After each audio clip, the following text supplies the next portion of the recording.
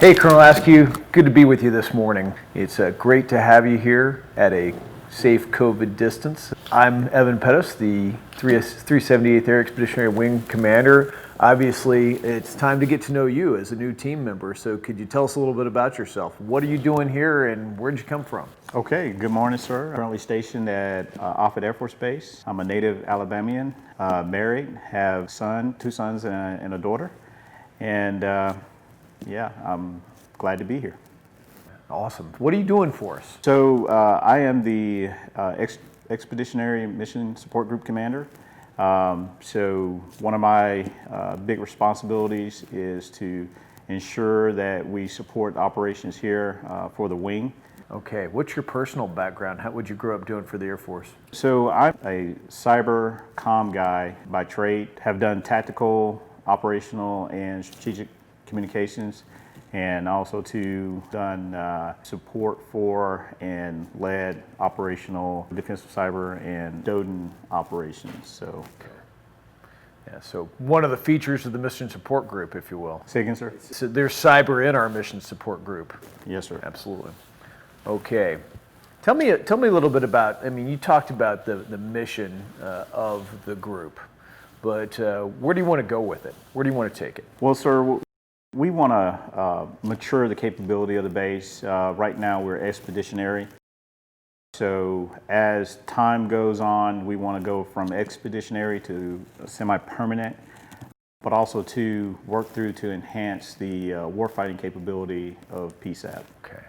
Now you talked about the expeditionary conditions here at PSAB. Tell the crowd a little bit about how your airmen are operating. They're doing some pretty impressive things out there.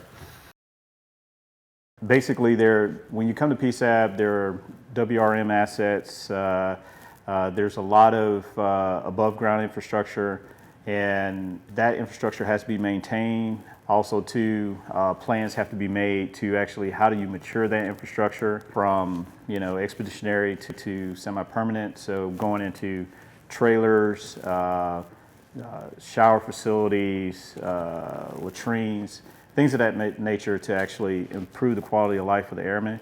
The other side of that too is for meals. They're being prepared in a tent right now, but working to actually get a DFAC, which is more of a permanent, semi-permanent structure to actually handle the actual numbers and volumes that come through, and just better conditions for the airmen overall. Yeah.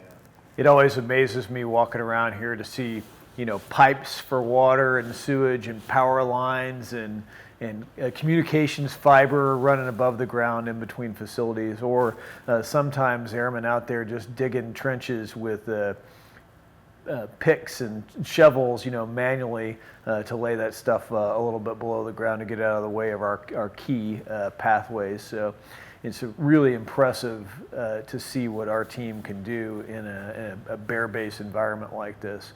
Very, very impressive. What do you think the best traits are of your folks that are out there working? I think the best traits is really attitude. You're faced with austere conditions, heat, but regardless of those conditions, their attitude toward the mission to make it happen, to get it done, the dedication, folks are in spite of all the adversity, they're making it happen. Yeah. And to me, I think if you have the right attitude, you can do anything. I think you're spot on. It really it continues to amaze me what I see here. Yesterday I was walking to get my hair cut. It's 2 o'clock in the afternoon, it's 110 degrees outside. I saw some of your civil engineering troops out there with those shovels and picks burying pipe to one of our new trailer it was a latrine, but just unbelievably hot, but they're out there doing the job and working really, really hard. Electricians in there wiring the thing up. Just a minor miracle what they can do in these conditions very, very quickly. And the place is kind of a construction site. You see your folks in the Mission Support Group operating 24/7, no matter what hour it is of the day. I'm constantly coming across your airmen at work, and that's really, really impressive to see. So tell me a little bit more about yourself, though. What hobbies or what things do you like to do if you get any free time? I know you got a 24/7 job yourself right now. Yes, sir. So hobbies or interests, pretty much, I'm a nerd. So anything that's technical, technology, I've been in cyber and comm for years. So just looking at, how computers work, software, how that impacts, our daily lives and how we rely on that. I've always been fascinated by technology. Well, we're 100% reliant on nerds to make this place work. So we're dang glad to have you. That's for sure. You have something.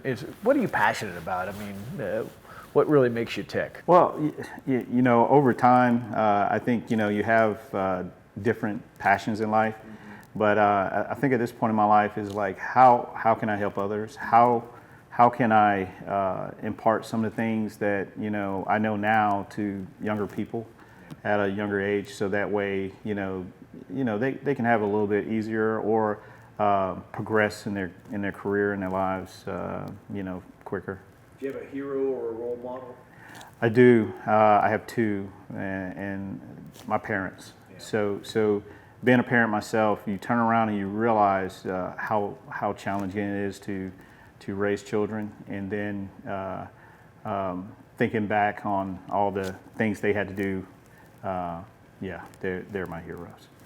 Yeah, that's well said. I think as we reach this stage of our lives, we start to really appreciate what our parents did for us and have modeled for us. I know I share that with you, so that's a great point. This is an interesting question. What song, if you were going to sing karaoke, what song would you sing and why? Well, so a long time ago, sir, I learned I have limitations, and singing is one, and dancing is one. So between those two, I don't sing, I don't dance. So, but I do enjoy listening to music. So, yeah. You and I have that in common as well. You won't catch me singing either. So if you were going to speak to the families of the Mission Support Group, what would you say? Well, I would thank them for their support and for what they do and the sacrifices that they actually make. It is, there are a lot of challenges that the families meet over their time, being with the member. So having that support mechanism in place enables us to do what we do. So really a big thank you. Big thank you. All right, so you got all the airmen in the room right now, and this may be somewhat redundant, but what would you say to the airmen in the Mission Support Group? So first of all, given the, conditions, what we've been asked to do, I would thank them all. What they do enables our nation, our partners, our allies to be able to, push forward, justice, freedom, the ideas of, what we look forward to as far as enjoying freedoms and democracy. So I would tell them also too to stay vigilant. We are in a austere, environment. So we want to make sure that, we stay safe because, bottom line is, we want to make sure everybody that arrived at PSAP safely leaves PSAP safely. Yeah, I agree. An environment like this really kind of emphasizes the importance of what your airmen do, the engineering, the communications, the lodging, the feeding, the water, the power. It's, we don't survive out here without your airmen. Of course, we need them to be safe and healthy as well. Anything you'd like to add before we wrap it up? I'd just like to say I appreciate the opportunity to do this podcast. This is a first for me, a very unique experience, and hopefully it won't be the last. Well, I hope the same. Thanks so much for sharing with us today. Thank you, sir.